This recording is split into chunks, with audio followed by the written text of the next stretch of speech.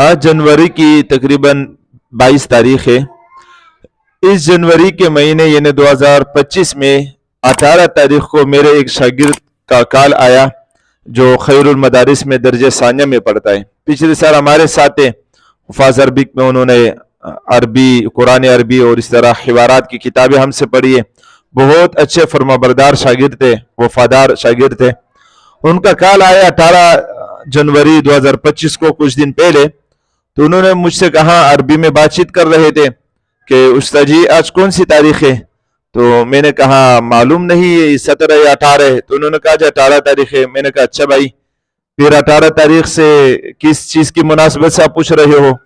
तो उन्होंने कहा कि उस्ताद जी पिछले साल 2024 में 18 जनवरी को अल्लाह ताला ने आपको बेटे की नेमत से नवाजा था, जिसका नाम आपने मोहम्मद रखा है बेटे का। मैंने कहा हाँ ठीक है, बिल्कुल ऐसे हुआ था।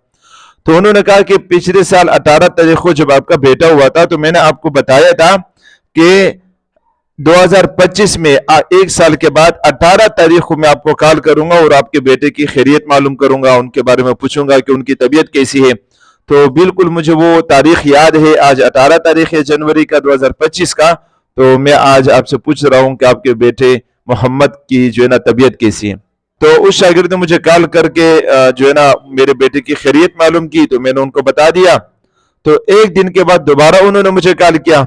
तो उन्होंने कहा कि उस्ताद जी आपको पता है खैरुल मदारिस में कितने सारे तलबा कराम है? मैंने कहा बिल्कुल, वो कारी हनीफ जालंधरी साहब जो इफ़ाकुल मदारिस के नाज़िम आला है और खैरुल मदारिस खुद इफ़ाकुल मदारिस का मरकज़ है सालों से। तो मैंने कहा वो तो बहुत बड़ा इदारा है, वहाँ बहुत बड़े उलमा कराम रहते हैं, बहुत सारे तलबा कराम वहाँ रहते हैं, पढ़ते हैं। तो उन्होंने कहा कि उस्ताद जी फजर की नमाज में मस्जिद के इमाम से मैंने आपके बेटे के लिए दुआ करवाई। उन्होंने खैरुल मदारिस में इतने बड़े मजमे में आपके बेटे का नाम लेकर, मोहम्मद का नाम लेकर जो है ना दुआ करवाई है, और रोज एक दुआ करवाता रहूंगा जब तक आपके बेटे की तबीयत सही ना हो। तो मुझे बहुत ज्यादा खुशी हुई है।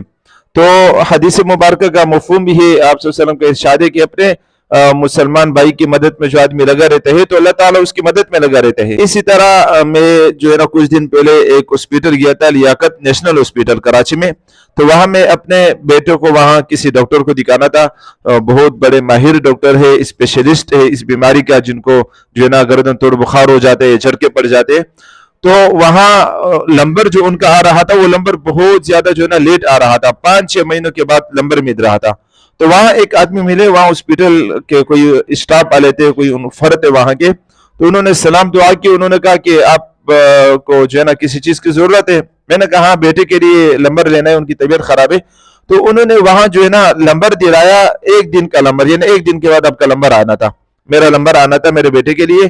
तो उन्होंने मेरी ऐसी रहनुमाई की कि 5-6 महीने के बाद जो नंबर आना था वो एक दिन में उन्होंने करवा दिया। हालांकि मैं उनको नहीं जानता था, वो भी मुझे नहीं जानते थे, लेकिन वो भी एक नंबर के जो है ना वफादार और एक नंबर के हलाली आदमी थे कि वो दूसरों की मदद करते थे। वो कह रहे थे कि हम सिर्फ अल्लाह की रजा के लिए काम करते। तो देखो उस आदमी ने मुझे कोई पैसे में से नहीं दिए, ना मैंने उनको कोई इजाफी पैसे दिए, बस उसने मेरी रहनुमाई की और मेरा दिल खुश हो गया। और हमेशा इंशाअल्लाह ताला दुआएं देते रहेंगे। इसी तरह जो है ना और दूसरे मेरे जो है ना दोस्त यार है जिन्होंने मुझे कहा कि मुझे अपना छोटा भाई मानना, आप जो है ना खुद को मेरा बड़ा भाई मानना। तो उन्होंने किसी चीज के बारे में दरखास्त की। मुझ पर बहुत ज्यादा बोझ था इन 3-4 महीनों से, जितनी परेशानियों में मैं गुजरा, तकालीफ में गुजरा, आजमाइशों में गुजरा। तो उन्होंने मेरा बहुत बड़ा बोझ हल्का कर दिया इलाज वगैरह के एतबार से। उनका भी शुक्रिया अदा करता हूँ, हमेशा इंशाल्लाह उनके लिए दुआ गो रहेंगे।